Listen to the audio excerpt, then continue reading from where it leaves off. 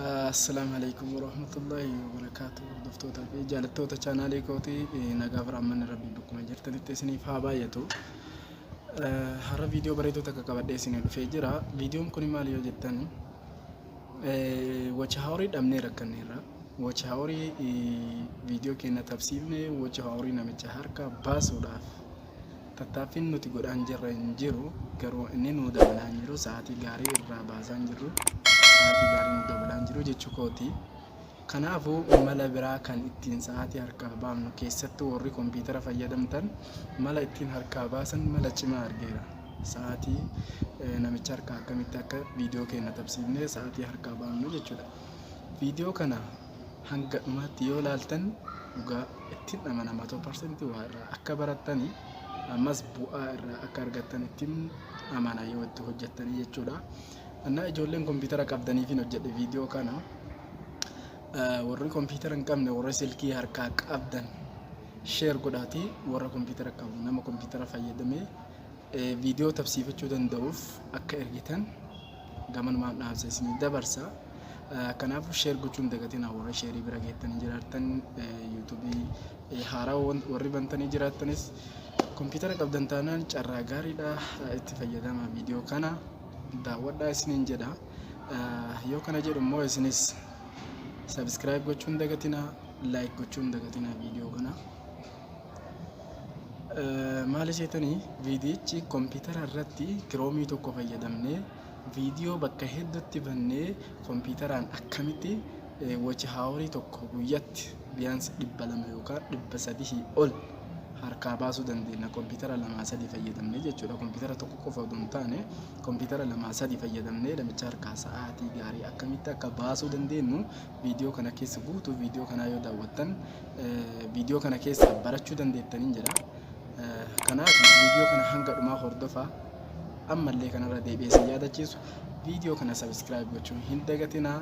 Subscribe gooteerta taanaan like gochuun hin dagatinii hanga dhumaatti na jajjabeessaa.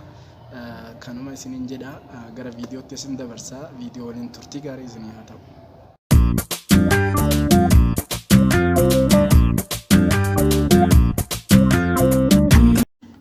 Kiroomii tokko qofa daawunlood godhuu kompiitara keessan irratti kiroomii hedduu daawunlood godhuun hin barbaachisu bakka isin irraa qabata waan ta'eef. Kanaaf maal gootu kiroomii keessan tokkocha buuftanii tokkocha irratti akkaawuntii hedduu gootanii akkaawuntii feekii hedduu banuun hin danda'ama jechuudha. Kanaafuu kompiitara keenya irratti akkam goonee heddummeessinee banna. Anama fakkeenyaaf 6 baneera. Takka 2 3 4 5 6 baneera. Akkaawuntii feekii 6 baneera. 7ffaa baneetiin isin garsiisaa jechuudha. 7ffaatti isin dabalee. Eegas booda maal goona bakka kanaan pilaas goonee seenna jechuudha. Eegas sign in goona. Kun imeeliin qaqara keessa jiru fakkeenyaaf imeelii biraa itti galchee isin agarsiisu.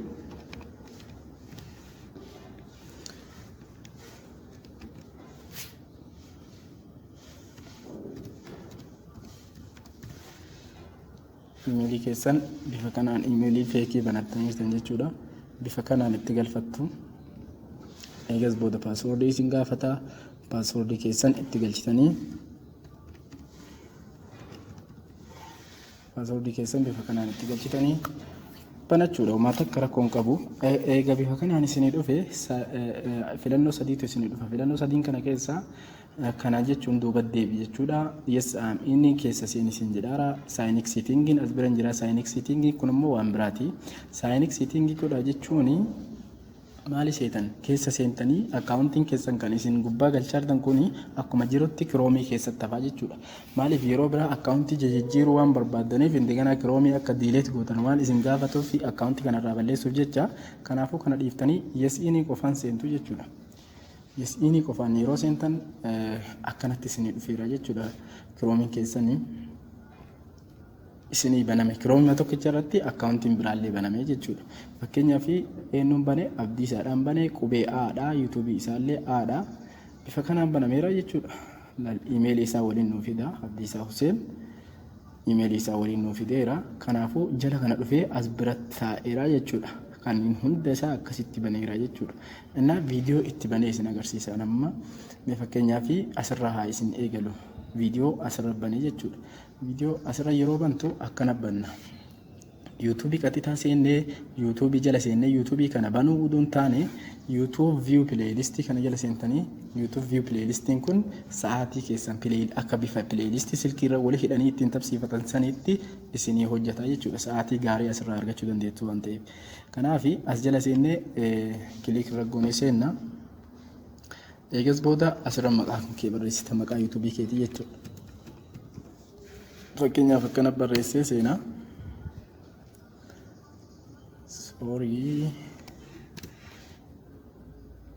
Bifa kanaan barreessee seenaa jechuudha.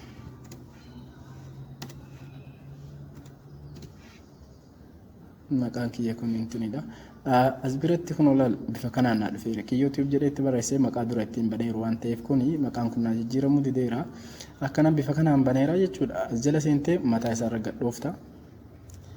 Yoo jala seentu bifa kanaan sii dhufa. Viidiyoon kan kee hundi akkanas sii dhufa.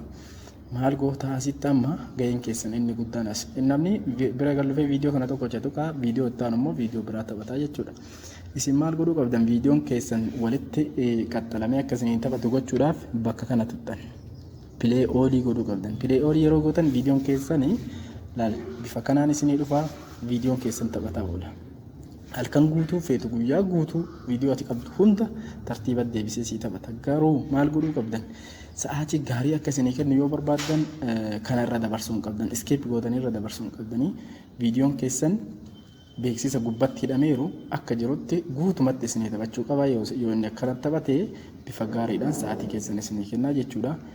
Inni itti aanu maal isheetanii kun olaal viidiyoon amma hambane viidiyoo kana bilee oolii waan ta'eef jalqabarraa nuu jalqaba. Viidiyoo itti aanu asiin jira. Akkasuma viidiyoon kan kee hunda hanga viidiyoon kan keessi ati waraabbatteertu hunda sii taphataa bula waan ta'eef kanaaf pilee oolii irra gootanii jechuudha.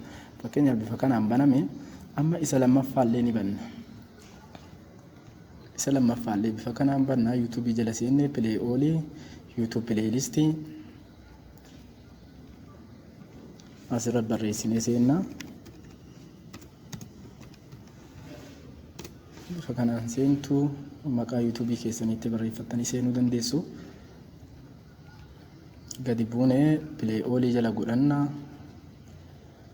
beeksifni irra hidhameera taphataa jira jechuudha.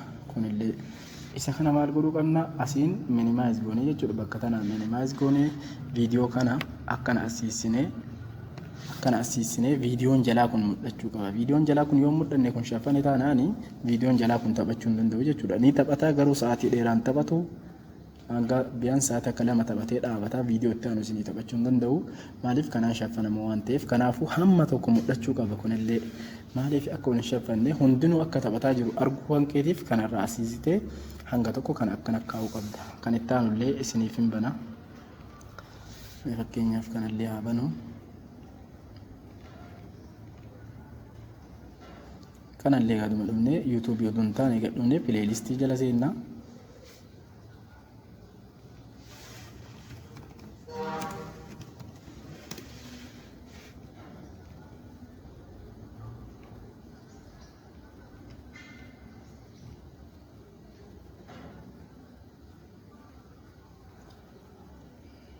Bifa kanaan banne kanallee minimize gooneet as bira kan akkatti siisina jechuudha. Viidiyoon ahoo jiru sadanuu akka mul'atu isallee akkana kaayanna kan itti aanullee isinii bana.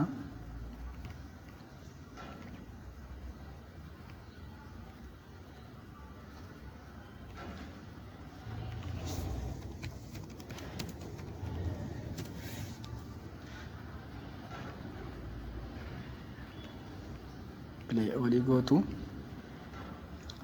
anna bakka kanaan dhuftanii akkana gootu jechuun anna viidiyoon keessan akkanatti isinii taphataa jechuudha. Shanaffaallee ittiin isinii dabala viidiyoo tokko.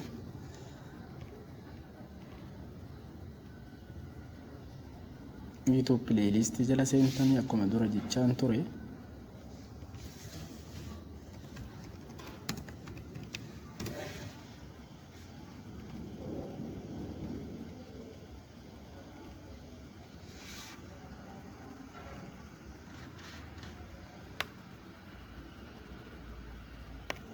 Akka kaanee jechuudha. Nama fakkeenyaaf viidiyoo 5 viidiyoo 5 bifa kanaan bane isin walitti sissistanii gaappii kana xiqqoo kennitanii viidiyoo 6 7 even viidiyoo 10 banuu dandeessu asirratti gaappii kana walitti xiqqeessitanii jechuudha. Eegas akkaawuntii 5tu naa taphataara jechuudha. Nama 5tu viidiyoo kan kolaalaara jechuudha.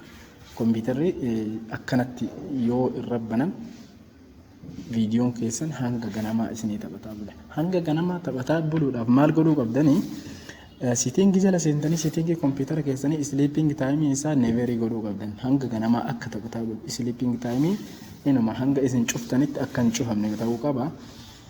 Sleeping time keessan yoo sirreeffattan kompiitara keessan haga ganamaa taphataa bula jechuudha.